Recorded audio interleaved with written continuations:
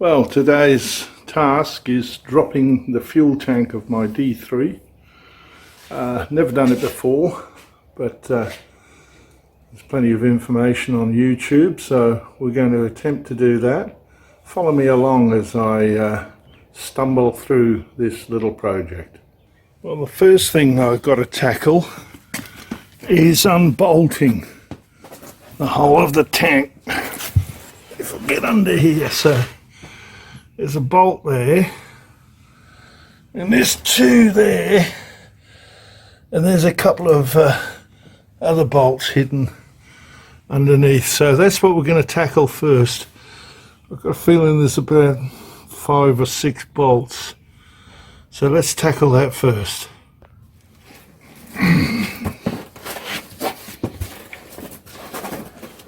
So, the first of these bolts, get them off. Number one of maybe 6. Yeah, number one. Number 2, and so on.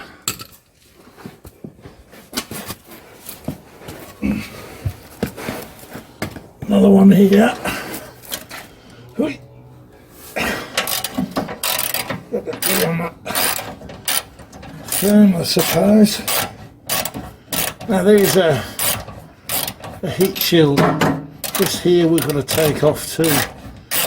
That's probably something I should have done first, but we'll get to that in a second. Let's get this one out. Here she comes. There's one just here as well. There we go. We'll do this one here too. Now the bolts I took off previously were 10mm. These are the ones for the heat shield. There's a little washer come off. These ones for the heat shield are no, the bolts were 13mm, these are 10mm. So they're pretty easy. Seems to be coming off okay. So there's 1, 2, I think there's about 5 of them. You've got to take this heat shield off to drop the tank. So we'll get into those now. 1, 2, 3, a couple up the top.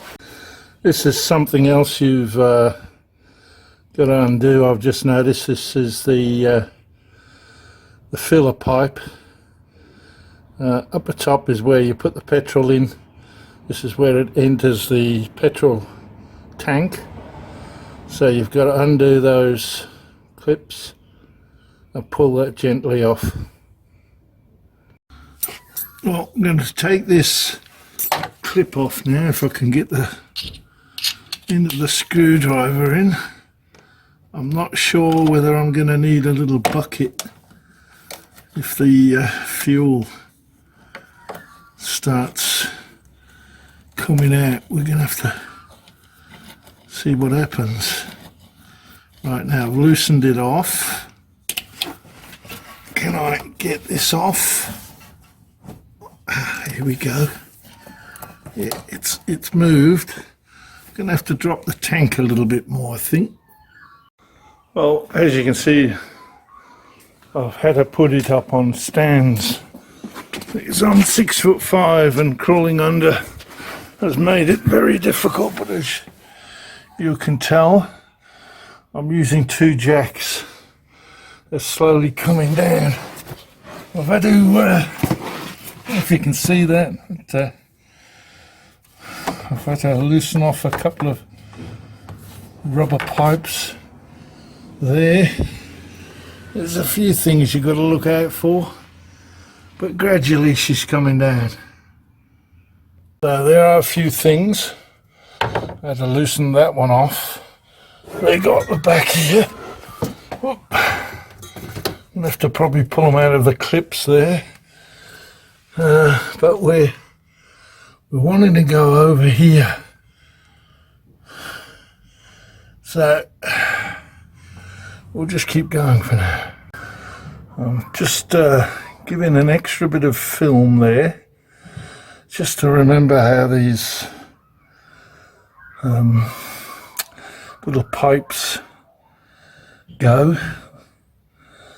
They've been in clips, but they've also had a tie around them too, so I want to put them back very similar. Well, now I'm going to disconnect the battery, because there are wires leading to the petrol pump. I mean, I don't know what could happen, but if something's going to happen, it's going to happen, so let's not have a source of power to it. Well, that's Cobra. He's come to have a little look. Now, we've got the tank down so far. As you can see, I've got a light there, but it's quite important. In actual fact, it's very important not to have a halogen light, because halogen lights can get very hot. And this is an LED light. You just got to be careful when there's petrol and wire. So I've got to disconnect this. I hope you can have a good look at that.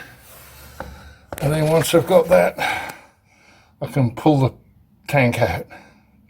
Just thought I'd mention that's where the intake for the petrol is. I've taped that all up. I didn't want any dirt getting in.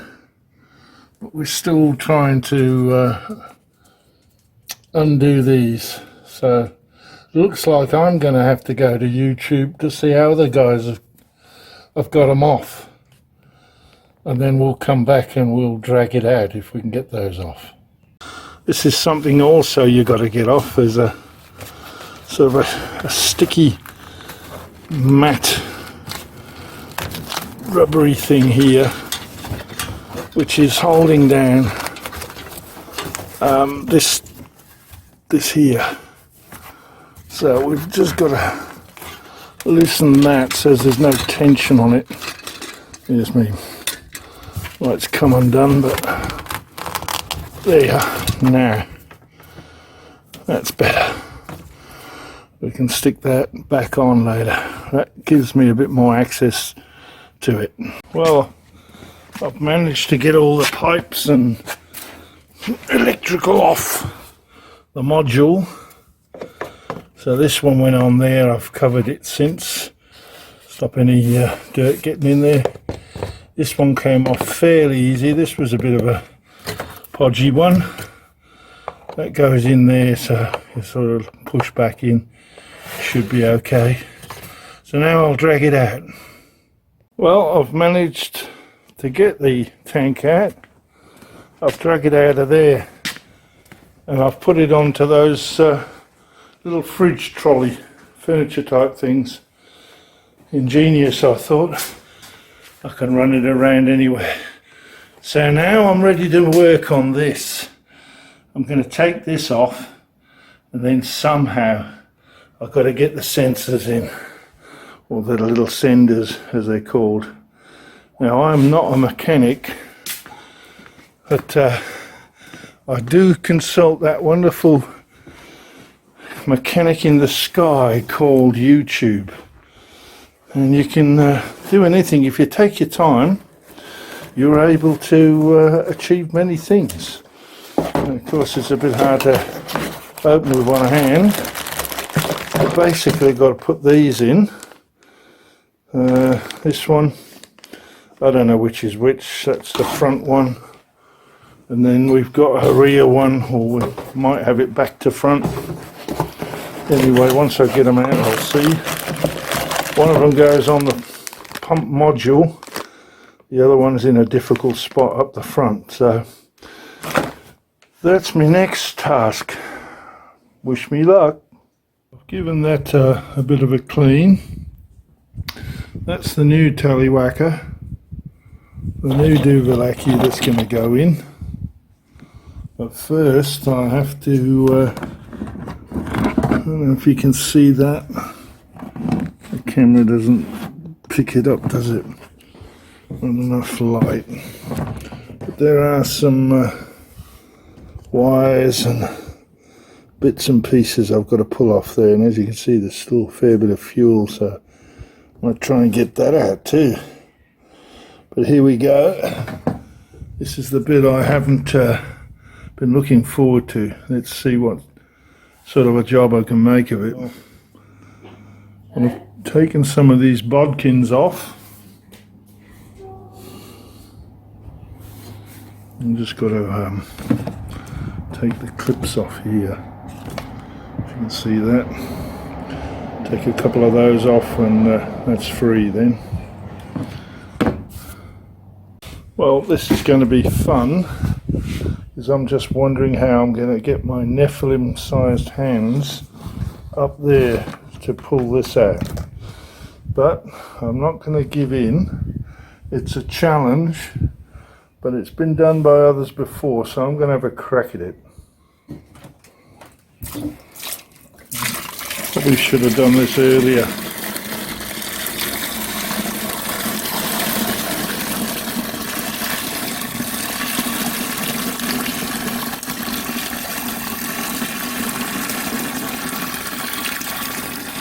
That is a lot of fuel, but I can feel it's much lighter to manoeuvre already. Let's see if we can get it all out.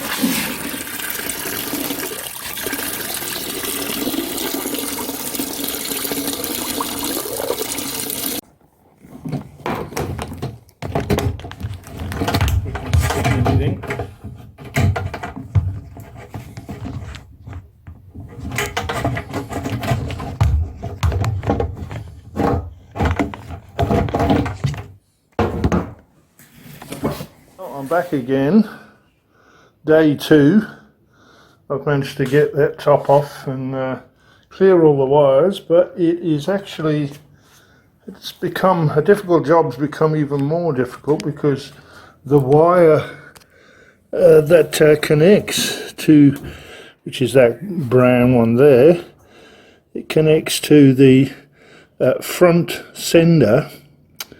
That wire comes through a hole about here, strangely, because the information I've got, it should be sitting over here somewhere. So I've still got some work to do by the looks of it. I'll come back and show you what I've tried, because my hands certainly are too big to twist around, and there seems to be some plastic panel just here too, up in the middle there somewhere. So we'll see what happens. Well, this young fella got it out for me. His nice thin arm. And the other one's a bit of a schmozzle. Just getting it out. That's the old one.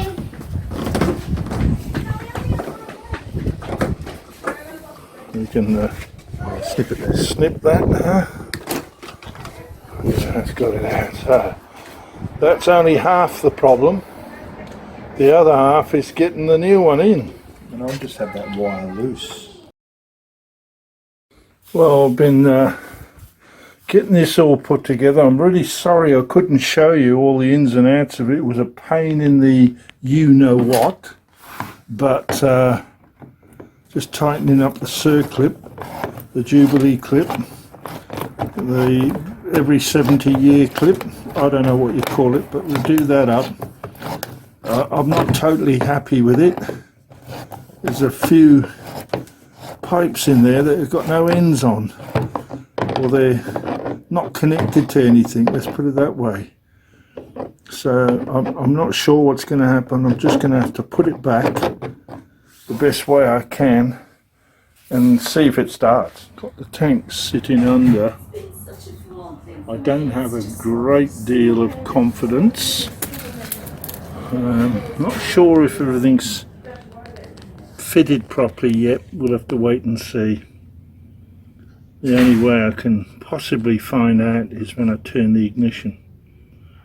Otherwise it's back to the drawing board.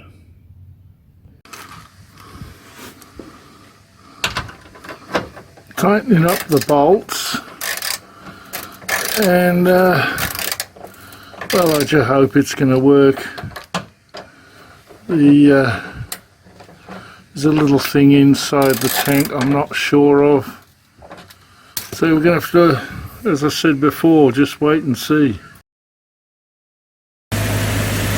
Well, that's the good news. It's working. And I think little orange light's on only because it's probably very low. But the sender is definitely working. So it's kind of good news. Still a couple of lights on the dash which I'm going to get rid of. So the next task is crank angle sensor.